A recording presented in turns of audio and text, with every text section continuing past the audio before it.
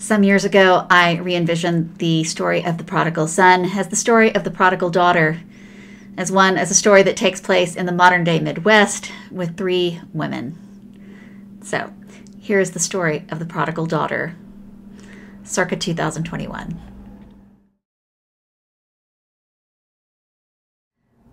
Nobody has to tell me how badly I screwed up. I know. It's just that I couldn't stand another day on that farm. I couldn't shuck another ear of corn or milk another goat. I thought I was going to go crazy. I mean, I guess I did go crazy. I asked my mom for all the money. And that woman, she gave it to me. My mom's always been way too good for her own good. So she gave me the money and off I went.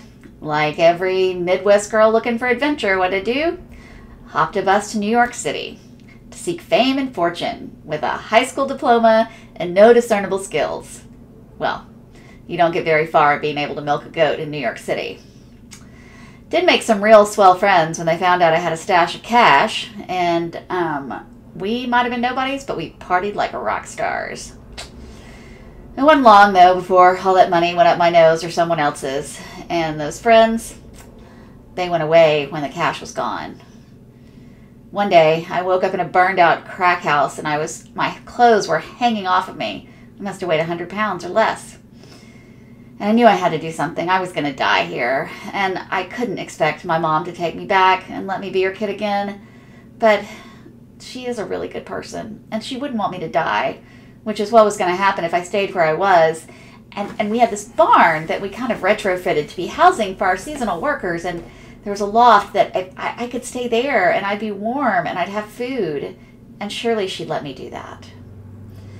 So I knew what I had to do. I hadn't darkened the doors of a church since I came to the city, but I spent every Sunday for 18 years showing up. So I knew if I found one, maybe someone there would help me. I didn't know how bad I looked till I saw the look on the preacher's face when she saw me. She took one look at me, looked me up and down, held up a finger and said, "Wait here." I thought, oh, she's calling security. But she came back with a towel and some fresh clothes, and she said, "Come with me." And she handed me the towel and the clothes and a bar of soap and a bottle of water and a package of peanut butter crackers.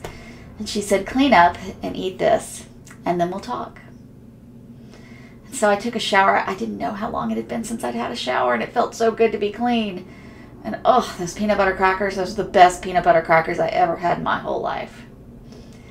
And I came out, and I talked with the preacher, and we prayed a little bit, and she put me on a bus back to Iowa. And I spent the whole ride rehearsing my apology. Well, the bus stop let me out about 4 miles from the farm, and there was no way I was calling ahead, even if I could have found a payphone. I'm sure anybody who answered would have just hung up on me. So I walked the 4 miles, all the while I kept rehearsing my apology, just hoping they wouldn't turn me away. And I turned up the drive to the farm, still rehearsing my apology, and all of a sudden, I hear this big old whoop and holler, and it was my mom. And if you have never seen a 5'2", 250-pound woman at a full-on, all-out run, then you have no idea what I was looking at. I thought she was going to knock me down. But she ran all the way down our driveway. It was a pretty long driveway. And just when I thought she might tackle me, she stopped and she wrapped me up in the biggest bear hug ever.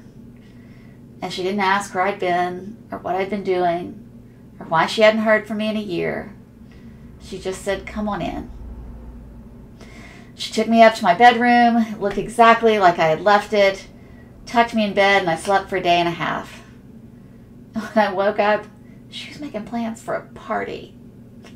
She was going to throw me a party. If somebody can love me that much after everything I've done, then maybe there's some hope for me yet.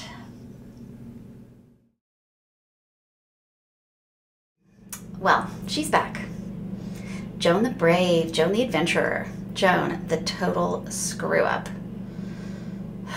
She's put Mom through hell, and she has spent through every red cent of Dad's money and has absolutely nothing to show for it. She owns nothing, not even the clothes on her back. She got them out of some church charity closet. And after everything she has put this family through, my mother has welcomed her back with open arms. She's throwing a party. A catered party. My mother's having a party catered. My mother has never had anything catered in her entire life. She even made every last bit of food for my wedding, right down to the very last bacon-wrapped water chestnut. But no, that's not good enough for Joan. We're going to throw a big fancy party for Joan. She comes in here not telling us where she's been, what she's been doing, any plans she has for the future, and everybody just welcomes her with open arms. What kind of message does that send to my kids? Just go out and do whatever the hell you want. When you screw things up, somebody will be waiting here to clean up the mess. Can't believe it. You know she's going to do it again. They'll see. They'll all see. And I'm the one who's going to be left to pick up the pieces. I wish she'd just stayed lost. In the life of the Spirit, there are those who journey and those who tend the garden. And when my girls were still very young, I realized I had one of each. A journeyer and a tender. My Jane has this land running through her veins.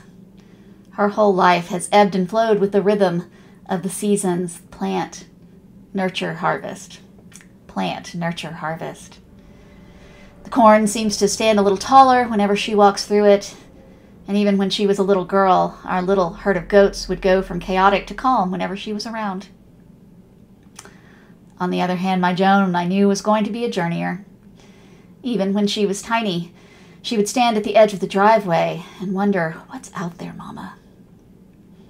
As she got older and would be out working on the farm, she would stop and look up whenever a plane flew overhead. And I knew she was just wishing that she were on it. So I was sad but not surprised when she asked for her part of her father's inheritance. I gave it to her because I knew she had to go, but I was scared to death. You see, those who journey sometimes get so lost they don't ever find their way back home. Sometimes they can destroy themselves before they ever get a chance to turn around. I was hoping and praying that wouldn't be the case. But it'd been over a year since I'd heard a word from her. And I cannot tell you the joy I felt when I saw her coming down that drive. It was even better than the day she was born.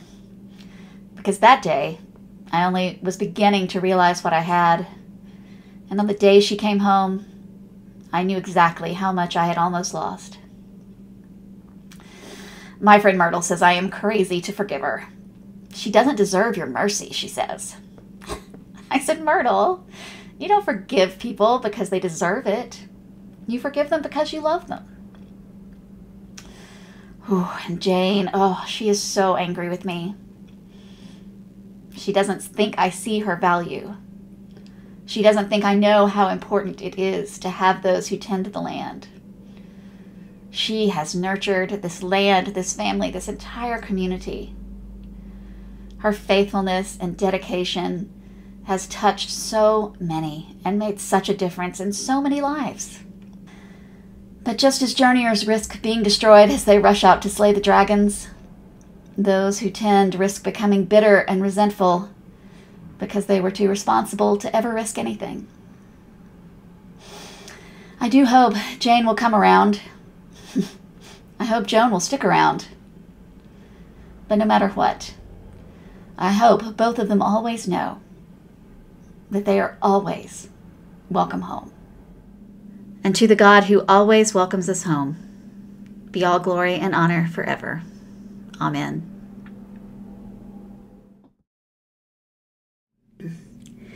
Hey, if you liked, were challenged by, had questions about this video, then connect with us at Doubting Believer.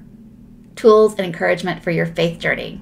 Like this YouTube channel for more videos, connect with us at our blog, get our newsletter, check us out on Facebook, Instagram, or TikTok. All the links are below. And blessings on your journey.